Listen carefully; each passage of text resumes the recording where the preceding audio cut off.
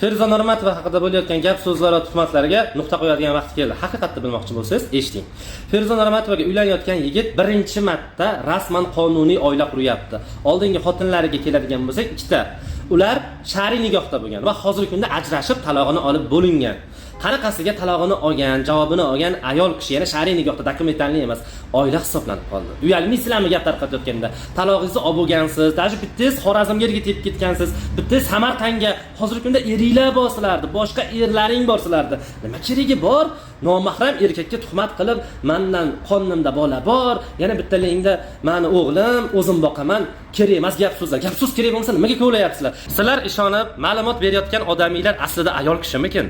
Buni bir surishtirmadinglarmi? Sharipov Fayoz Erkin o'g'li u, hech qanaqa nozanin emas. Bitta erkak kishi, aslida u erkak, ayol niqobiga kirib olgan erkakka ishonib, orqadan ish qilib, uyatmasmi sizlarga? To'xtatinglar. Feruza Normatovada nima ayb? Uni nima aybi bor? Uni aybi turmush qurayotganimi? Qonuniy oila qurayotganimi? Bekinib olib, ota-onasini qarshiligiga qaramasdan bitta yigitga osib olmaganimi aybi? Bekinmasdan oila qurganimi? Qonuniy oila qurayotganimi? Ham qonuniy, ham diniy oila qurayotgani Feruza Normatovani aybimi? U yashirmayapti. Oshing halol bo'lsa ko'chada ye. Bas qilinglar, trans orqali murojaat qilishni to'xtatinglar.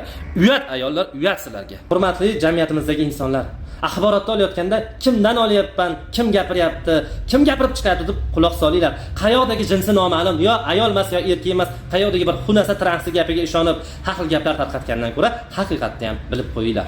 Sog' bo'linglar.